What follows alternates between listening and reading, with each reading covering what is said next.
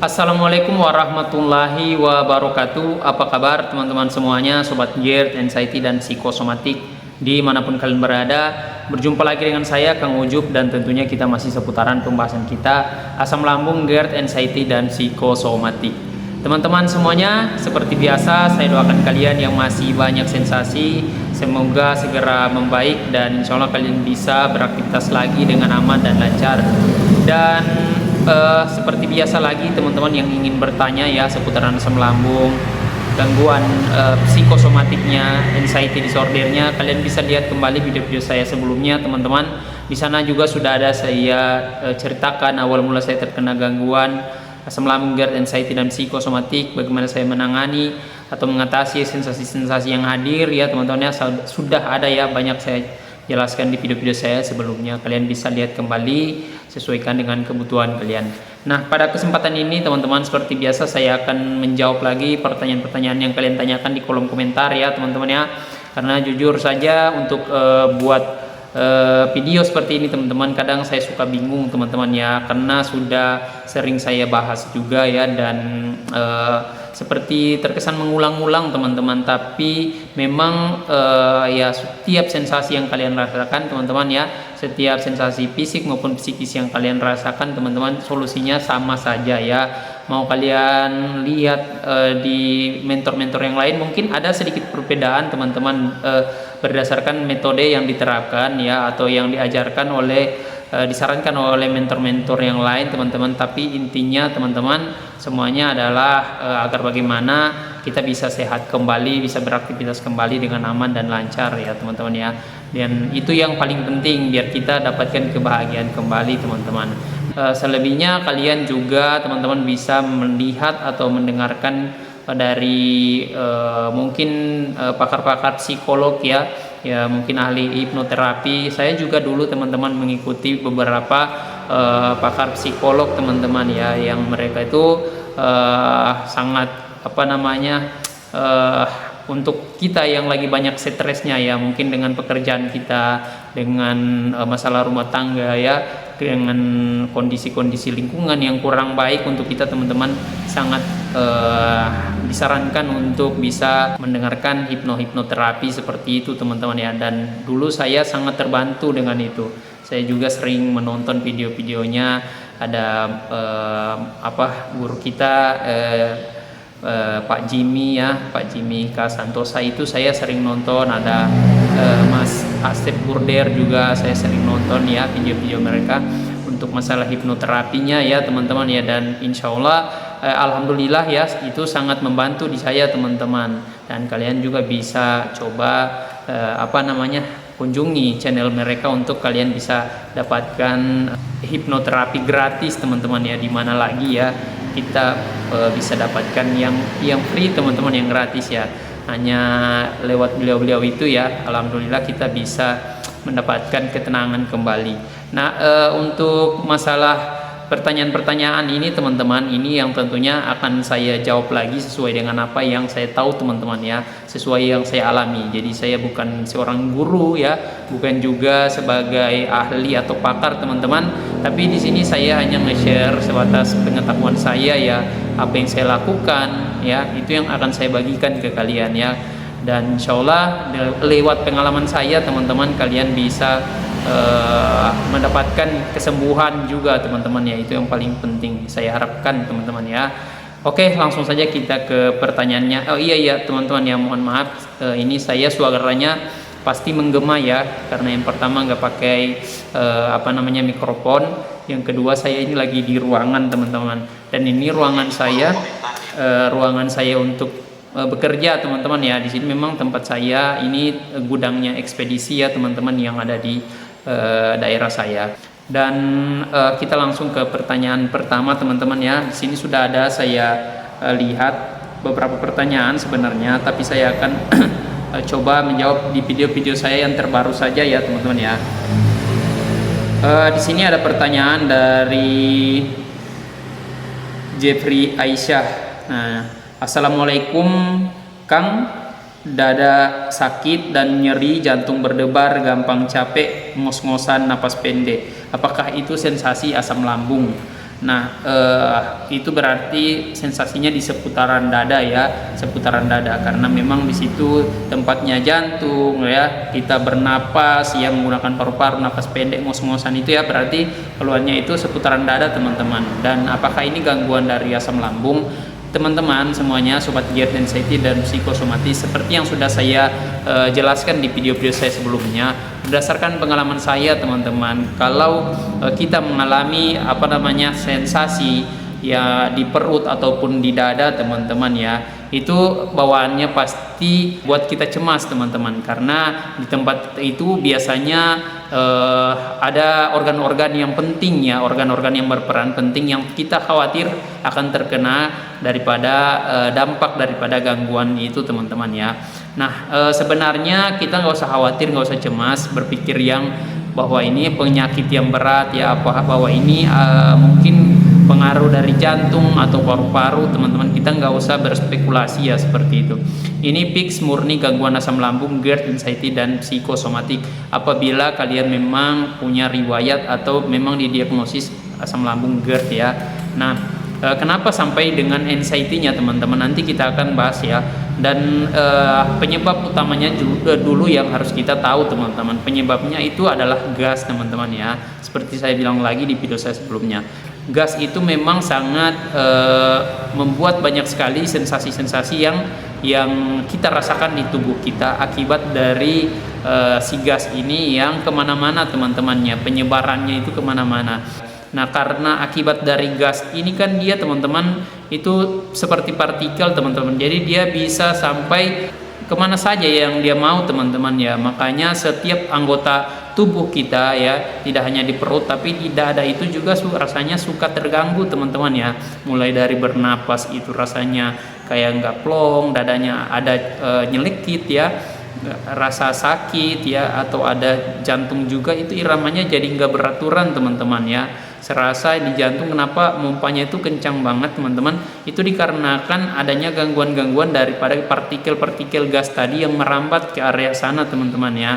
Bisa sampai pusing, kelengan, itu juga impact daripada gas tadi teman-teman ya.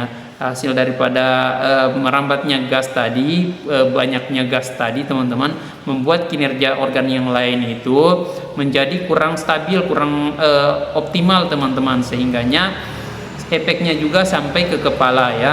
Nah, itu yang saya rasakan teman-teman, tidak hanya masalah di perutnya saja, tapi di dada itu memang seperti yang dikatakan si ibu ya atau bapak ini ya, Jepri Aisyah. Nah, itu tuh yang saya rasakan, dada itu kadang sakit ya, nyeri nyelekit gitu ya teman-teman ya. Juga napasnya itu nggak plong teman-teman, serasa ada yang mengganjal, ada ya beban di dada ya, kayak berat aja gitu. Dan juga kalau bernapas itu suka kayak kehabisan udara teman-teman ya, kayak orang kehabisan udara, padahal kita lagi di ruang yang terbuka ya, atau lagi mungkin masih masih di pagi hari ya, udaranya masih seger-segernya, tapi saya malah kesusahan buat nyari udara teman-teman. Itu saya alami teman-teman ya, saya rasakan juga di sini. Jantungnya itu iramanya jadi nggak beraturan teman-teman, kadang melambat kadang cepat ya, kadang rasa di dada ini rasanya tuh sampai tembus ke belakang gitu teman-teman ya, kayak ada ketusuk ya. Itu juga saya alamin. Dan bagaimana cara saya mengatasinya teman-teman? Yang pertama, saya membuang gasnya teman-teman ya. Membuang gasnya itu banyak sekali metode atau cara yang bisa kita lakukan teman-teman, yang sudah saya share di video saya sebelumnya. Nah, ini juga akan menjawab pertanyaan daripada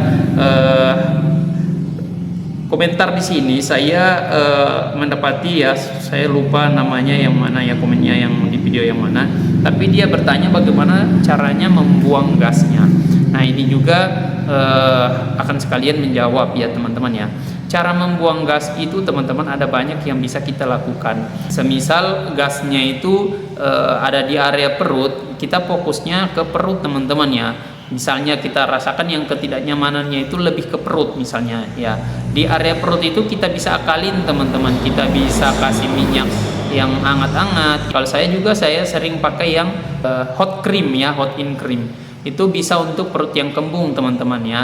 Jadi saya oleskan itu ya di perut atau di bagian bawah pusar sedikit ya, itu saya kasih sedikit aja. Memang itu hot body cream agak panas teman-teman ya, tapi efektif sekali untuk membuang gasnya teman-teman. Kalau kita kasih hangat teman-teman, maka si gas tadi itu bisa terurai teman-teman, dan dia bisa keluar lewat kita sendawa atau kentut ya teman-teman ya. Dan ketika gas di area perut ini sudah agak nyaman teman-teman, udah berkurang, perut kita rasanya nyaman teman-teman ya. Begitu juga dengan sensasi yang di area dadanya teman-teman. Ketika di dadanya ini yang rasanya kurang nyaman ya, biasanya orang yang di dadanya itu kurang nyaman teman-teman, perutnya udah enakan biasanya ya, karena gasnya tadi itu lebih ke dominan ke area dada teman-teman dibandingkan ke perut. Nah, cara ngakalinnya, ngatasinnya teman-teman, sudah seperti yang saya jelaskan lagi teman-teman ya, bahwa kalian bisa lakukan pemijatan teman-teman ya. Pemijatan di area-area dada atau di belakang dada itu teman-teman ya, bisa membuat dada kita itu rasanya plong kembali ya, napasnya jadi plong kembali, karena nantinya kita bisa sendawa ya, atau aliran darahnya jadi lancar, suhu jadi hangat teman-teman, dan napas kita jadi enggak ngos-ngosan teman-teman, jadi rada agak plong gitu ya, dibandingkan kita tidak melakukan apa-apa teman-teman ya. Itu yang saya lakukan semenjak saya lagi parah-parahnya tuh sensasi-sensasinya ya. Dan sesekali saat ini teman-teman, sesekali masih bisa saya rasakan teman-teman, tapi saya sudah tahu ya cara mengatasinya, dan itu hanya berlangsung paling 1-2 menit aja teman-teman ya, nggak sampai yang berjam-jam teman-teman ya, hitungan menit aja udah hilang teman-teman, karena sudah terbiasa dan saya tahu bagaimana saya harus mengatasinya teman-teman ya. Dan alhamdulillah untuk beraktivitas itu bisa dengan aman dan lancar teman-teman. Nah, mungkin hanya saja minusnya ya, kalau saya saat ini minusnya itu energi saya ya, stamina lebih ke stamina saya teman-teman. Itu staminanya nggak seprima dulu teman-teman ya. Ya mungkin olahraganya pilih-pilih ya, nggak kayak dulu. Dulu bisa sprint atau bisa main bola sampai selesai ya. Sekarang mungkin main bolanya hanya babak pertama teman-teman, babak keduanya diganti ya. Atau kalau main olahraga pilih-pilih yang agak ringan sedikit teman-teman, mungkin kayak main poli ya. Nah itu teman-teman ya, kenapa kalian harus dianjurkan untuk berolahraga teman-teman ya, olahraga apapun itu yang kalian lakukan, yang kalian mampu teman-teman, karena salah satu tujuannya untuk membuang gas adalah dengan banyak gerak ya, tidak hanya dalam rangka membuang gasnya ya. Olahraga itu sudah kalian jadikan rutinitas ya, lambungnya akan berangsur membaik teman-teman, karena tubuh kalian sudah terbiasa bergerak. Dengan kebiasaan bergerak teman-teman, itu akan mengurangi produksi gas yang berlebihan yang dihasilkan oleh asam lambung tadi. Seperti itu teman-teman ya. Yang ketiga teman-teman, tadi ya, yang pertama minum yang pertama kalian bisa pakai aroma yang hangat-hangat, yang kedua kalian bisa lakukan pemijatan, yang ketiga kalian bisa banyak bergerak atau beraktivitas teman-teman. Kalau kalian seorang ibu rumah tangga, kalian bisa banyakin aktivitasnya dalam rumah teman-teman. Saya juga nih yang dulu belum banyak aktivitasnya ya, belum terlalu banyak aktivitas kesibukannya. Saya teman-teman sibukkan diri saya di dalam rumah ya. Pekerjaan perempuan itu sudah saya coba ambil teman-teman ya. Pekerjaan istri sudah saya ambil teman-teman ya, saya sering lakukan untuk bagaimana saya bisa tetap bergerak teman-teman, beraktivitas ya. Keseringan rebahan itu justru malah memperparah anxiety kita ya, kecemasan-kecemasan timbul, juga mood kita nggak bagus teman-teman, dan juga menambah produksi daripada gas lambung. Nah itu yang saya alami teman-teman, saya lakukan pada waktu itu ya. Dan solusi terakhir teman-teman ya, solusi terakhir adalah jangan cemas atau hindari stres teman-teman ya. Nah bagaimana caranya jangan cemas, hindari stres ini teman-teman? Sebenarnya kalau masih ada sih satu yang ingin saya bilang teman-teman ya, untuk masalah pemicunya, tapi ini kemudian khawatirnya kalian itu akan malah stres jadinya ya. Kalau saya bilang kalian hindari pemicunya dari makanan-makanan atau minuman-minuman. Teman-teman, kalian yang sulit mengendalikan pola pikir kalian ke arah positif, dengan kalimat jangan makan ini, jangan minum itu adalah kalimat-kalimat yang justru membuat kalian stres teman-teman ya. kebanyakan melarang, kebanyakan memantang, kebanyakan aturan justru membuat kalian stres sebenarnya ya. Sehingganya saya lebih skip ya, dan lebih mengutamakan kalian dengan mental yang tinggi teman-teman, dengan pola pikir yang lebih enjoy ya, tubuh yang lebih enjoy, yang lebih relax.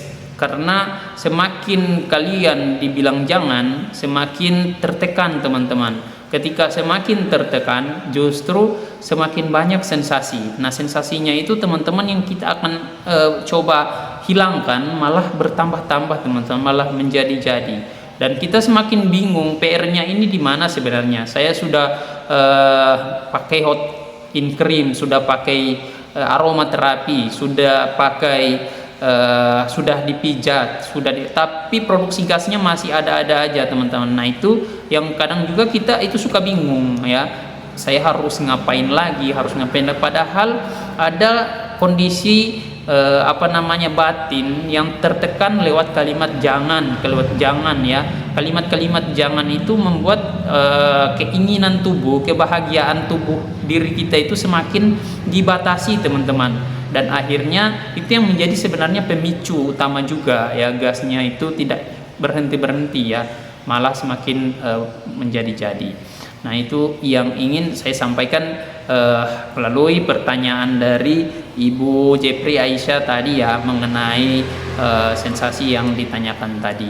Nah, sebenarnya mudah saja ya, kembalikan lagi kepada rumus yang saya bilang tadi ya untuk kalian. Yang saya bilang di video saya sebelumnya, bahwa setiap sensasi apapun yang kalian rasakan ya, ditambah dengan sensasi psikisnya ya, mau sensasi fisik atau psikisnya, rumusnya sama dengan aman ya, Ibu ya, Jepri Aisyah atau Bapak mungkin. Nah, itu yang harus kalian tanamkan. Dengan menanamkan kalimat aman di pikiran kalian ya, sensasi yang hadir pun tidak jadi masalah ya, sensasi yang hadir pun bukanlah sebuah persoalan. Karena apa? Kalian yang pertama nih ya, sudah terbiasa dengan sensasi itu. Bukan sekali dua kali kalian kena sensasi itu ya. Ini setiap hari kalian alamin. Nah, toh kalau sudah setiap hari kalian alamin, kalian masih sampai hari ini masih baik-baik saja ya, kalian hari ini belum mati teman-teman, itu tandanya kalian harus percaya dengan rumus itu, bahwa sensasi apapun yang kalian rasakan adalah aman ya, adalah aman teman-teman.